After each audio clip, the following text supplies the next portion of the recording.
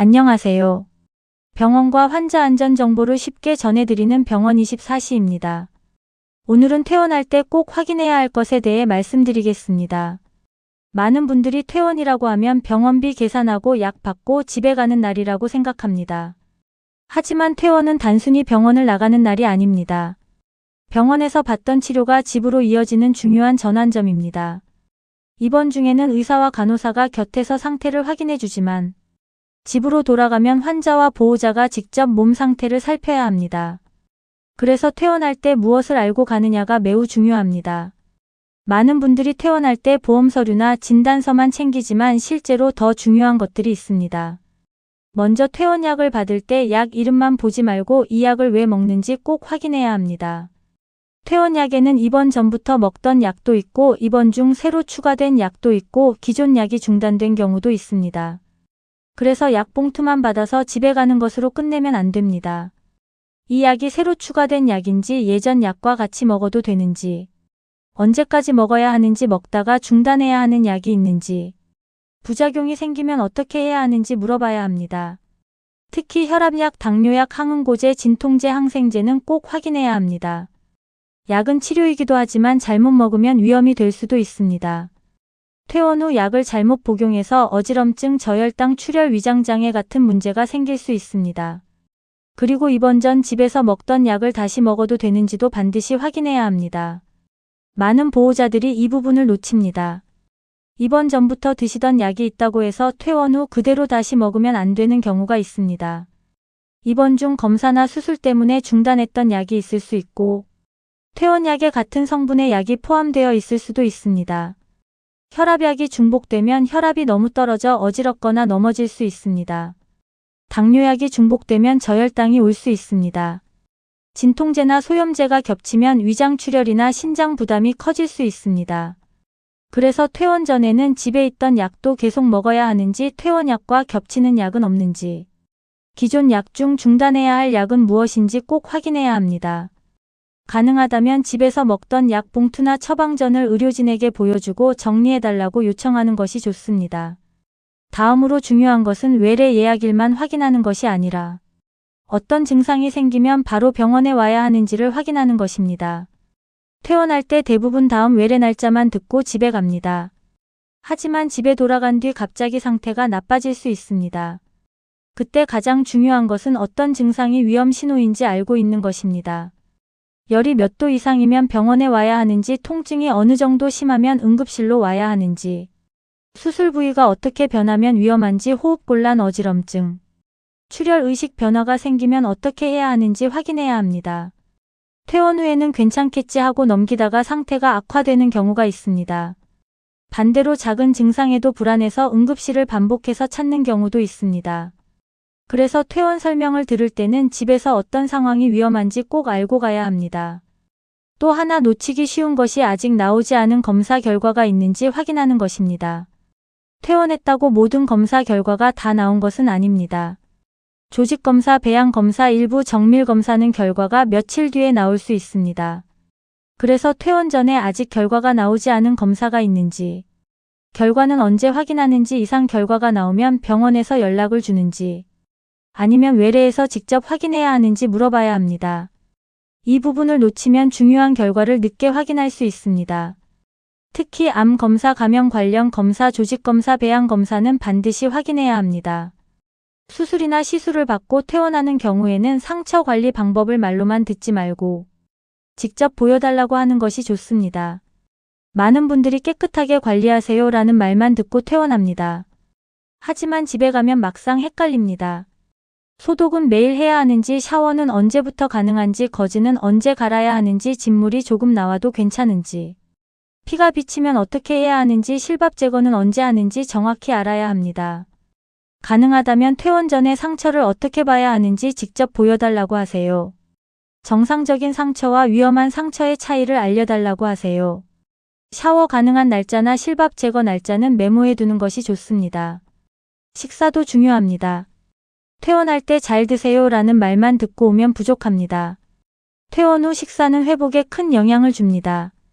특히 당뇨, 신장질환, 심장질환, 간질환, 위장수술을 받은 환자는 식사 제한이 다를 수 있습니다. 먹으면 안 되는 음식이 있는지, 물을 많이 마셔도 되는지, 단백질을 많이 먹어도 되는지, 짠 음식은 얼마나 줄여야 하는지, 당뇨식이나 저염식이 필요한지, 영양제나 건강기능식품을 먹어도 되는지 확인해야 합니다. 많은 분들이 퇴원 후 몸에 좋다는 이유로 홍삼 오메가3 건강즙 한약 영양제를 바로 시작합니다. 하지만 어떤 건강기능식품은 약과 상호작용이 있을 수 있고 수술 후 출혈 위험이나 간 신장 부담에 영향을 줄 수도 있습니다. 그래서 퇴원 직후에는 의료진에게 확인한 뒤 시작하는 것이 좋습니다. 활동 범위도 구체적으로 물어봐야 합니다. 퇴원했다고 바로 평소처럼 움직여도 되는 것은 아닙니다. 그렇다고 너무 가만히 누워만 있어도 좋지 않습니다. 너무 움직이지 않으면 근육이 빠지고 혈전 위험이 높아지고 회복이 늦어질 수 있습니다. 중요한 것은 얼마나 움직여도 되는지를 아는 것입니다. 계단을 올라가도 되는지, 혼자 화장실에 가도 되는지, 목욕은 언제 가능한지, 운전은 언제부터 가능한지, 무거운 물건은 몇 킬로그램까지 들어도 되는지, 산책은 하루 몇 분 정도가 적당한지, 재활운동은 언제부터 시작해야 하는지 확인해야 합니다. 무리하지 마세요 라는 말만으로는 부족합니다. 환자와 보호자에게 필요한 것은 구체적인 기준입니다. 퇴원 후 낙상 위험도 꼭 확인해야 합니다. 특히 어르신은 병원에 며칠만 누워 있어도 다리 힘이 약해지고 균형 감각이 떨어질 수 있습니다. 병원에서는 침대 난간이 있고 간호사가 가까이 있지만 집에서는 환경이 다릅니다. 화장실 침대 옆 현관 계단은 특히 위험합니다. 퇴원 전에는 혼자 걸어도 되는 상태인지, 지팡이나 워커가 필요한지, 화장실 이동 시 보호자가 있어야 하는지, 어지럼증이 생길 수 있는 약이 있는지, 집에 미끄럼 방지 매트가 필요한지 확인해야 합니다. 낙상은 단순히 넘어지는 사고가 아닙니다. 어르신에게는 골절 재입원 수술로 이어질 수 있는 큰 문제입니다. 보호자가 알아야 할 돌봄 포인트도 따로 들어야 합니다. 퇴원 설명을 환자 혼자만 듣고 끝내면 안 되는 경우가 많습니다. 고령 환자, 치매 환자, 수술 후 환자, 거동이 불편한 환자는 보호자가 반드시 함께 설명을 들어야 합니다. 약 복용 시간, 식사 제한, 화장실 이동, 상처 관찰, 응급신호 외래, 예약, 재입원 가능성, 간병 필요 여부를 보호자가 알고 있어야 합니다. 부모님이 다 알아들었다고 하셔도 실제로는 기억하지 못하는 경우가 많습니다. 퇴원 설명은 가능하면 보호자가 함께 듣고 휴대폰 메모장에 정리해 두는 것이 좋습니다. 보험 서류도 중요하지만 진단서부터 무조건 발급받을 필요는 없습니다. 많은 분들이 퇴원할 때 무조건 진단서를 발급받습니다. 하지만 보험 청구에 진단서가 항상 필요한 것은 아닙니다. 보험사와 보장 내용에 따라 입퇴원 확인서, 진료비 영수증, 진료비 세부 내역서, 처방전만으로 가능한 경우도 있습니다. 진단서는 발급 비용이 들 수 있으므로 먼저 보험사 앱이나 고객센터에서 필요한 서류를 확인하는 것이 좋습니다. 퇴원 전에는 진료비 영수증, 진료비, 세부 내역서, 입퇴원 확인서, 처방전, 진단서, 수술 확인서, 검사 결과지 중 무엇이 필요한지 확인해야 합니다. 퇴원 후 다시 병원에 와서 서류를 발급받는 일이 없도록 미리 준비하는 것이 좋습니다. 마지막으로 퇴원 후 연락할 병원 번호를 저장해야 합니다. 집에 가면 궁금한 점이 반드시 생깁니다. 약을 먹었는데 어지러운 경우, 상처가 붉어지는 경우, 열이 나는 경우, 예약일이 헷갈리는 경우, 보호자는 어디로 전화해야 할지 몰라 당황할 수 있습니다.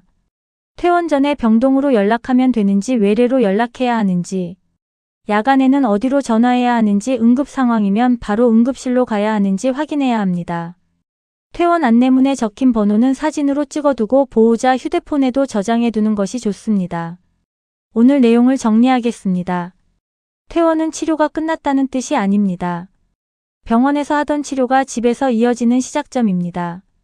그래서 퇴원 전에는 약을 어떻게 먹어야 하는지, 집에 있던 약을 다시 먹어도 되는지, 어떤 증상이 위험한지, 아직 나오지 않은 검사 결과가 있는지, 상처는 어떻게 관리해야 하는지, 식사와 활동은 어떻게 해야 하는지, 낙상 위험은 없는지, 보호자는 무엇을 알아야 하는지, 보험 서류는 무엇이 필요한지, 연락할 병원 번호는 무엇인지 꼭 확인해야 합니다. 퇴원 당일은 정신이 없고 바쁩니다. 하지만 한 가지만 기억하세요. 집에 가서 무엇을 조심해야 하는지 알고 가는 것. 이것이 가장 중요한 퇴원 준비입니다. 오늘 영상이 퇴원을 앞둔 환자와 보호자에게 도움이 되었으면 좋겠습니다. 도움이 되셨다면 좋아요와 구독 부탁드립니다. 병원과 환자 안전에 꼭 필요한 정보를 쉽고 따뜻하게 전해드리는 병원 24시였습니다. 감사합니다.